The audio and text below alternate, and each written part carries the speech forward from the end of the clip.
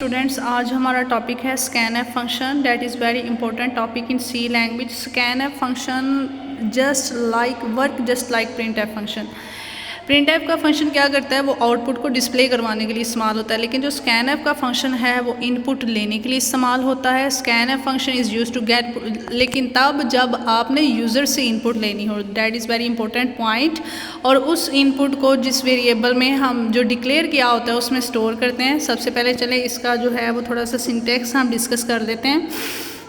Just like print F function, इसमें भी जो है वो फॉर्मेट स्ट्रिंग आती है, और फॉर्मेट स्ट्रिंग के अंदर आप जो है कोई टेक्स्ट लिख सकते हैं, फॉर्मेट स्पेसिफायर्स यूज़ कर सकते हैं, एस्केप सीक्वेंसेस यूज़ कर सकते हैं।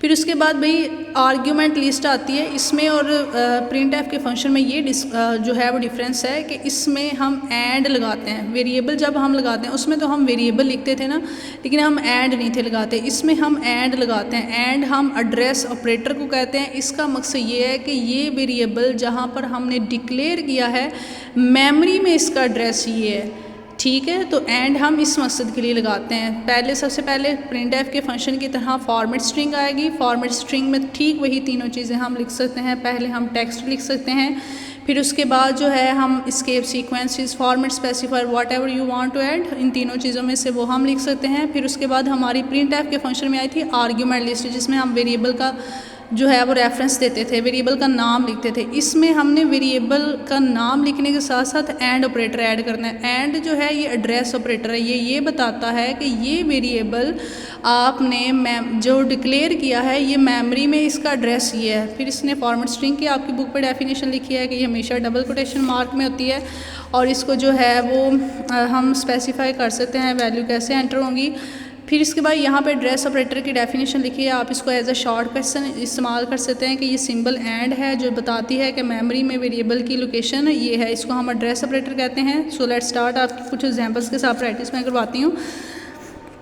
सबसे पहले मैं जो है आपने बेसिक स्ट्रक्चर लिखना है, ठीक उसी तरह hash include studio dot H, hash include con io dot H. Angle braces लगाने के बाद आपने ऐड करना है वाइड मेन। वाइड मेन लगाने के बाद आपने जो बेसिक चीज़ है ना वो ये है कि जब आप फॉर एग्जांपल मैंने यहाँ पे एक वेरिएबल लिया है इंटीजर एन, ओनली यहाँ तक मैं यहाँ पर ये मैंने डिक्लेरेशन किया, मैंने इनिशियलाइजेशन नहीं की। जब हम स्कैन एफ का फंक्शन यूज़ करते हैं तो हम इनिशियलाइजेशन नहीं करते। इस वेरिएबल में वैल्यू हम जो है वो फिर स्कैन एफ के फंक्शन के ज़रिए लेते हैं।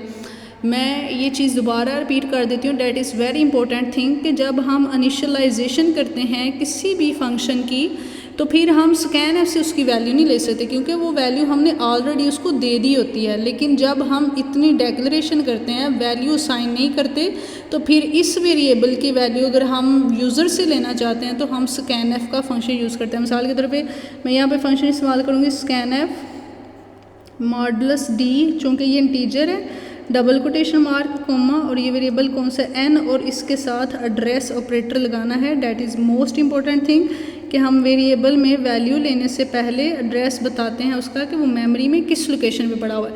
फिर इसमें वैल्यू लेने के बाद फिर हम प्रिंट एफ के फंक्शन में क्या करते हैं कि उस वैल्यू को हम फिर प्रिंट करवाते हैं कि मॉडुलस डी की वैल्यू ये है कोमा एन, आप ये लिख सकते हैं।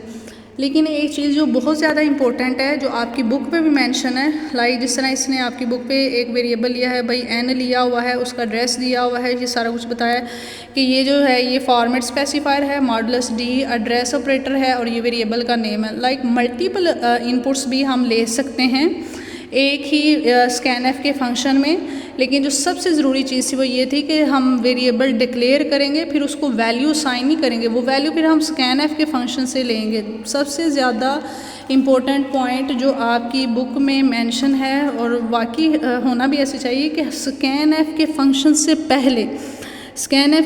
पहले आपने प्रिंट एफ का एक फंक्शन मस्ट इस्तेमाल करना है। उसमें क्या होता है कि पहले हम क्या बताएंगे भाई एंटर करो एक वैल्यू आप एंटर करो, देन उसके बाद स्कैन एफ के फंक्शन में जाके हम क्या करते हैं वो वैल्यू फिर फॉर एग्जांपल मैंने इंटीजर वेरिएबल लिया हुआ है यहाँ पर, तो यहाँ पे मैं मॉडुलस डी लगाऊंगी और फिर उस वेरिएबल का एड्रेस दे दूँगी कि मतलब आउटपुट ऐसे शो ना, पहले सबसे पहले वेरिएबल को डिक्लेयर किया, फिर उसके बाद प्रिंट एफ की स्टेटमेंट बताई कि पहले वैल्यू एंटर आप करें, फिर जो है हम स्कैन एफ के फंक्शन में वो वैल्यू हमने एंटर करवाई, फिर अगर हम इस वैल्यू को प्रिंट एफ के फंक्शन में लिखेंगे तो ये वैल्यू हमारी जो भी है, आपने कहना दी वैल्यू इज़ क्या है मॉडुलस डी और वेरिएबल कौन सा है एन, तो वैल्यू हमारी उसकी स्क्रीन पे शो हो जाएगी।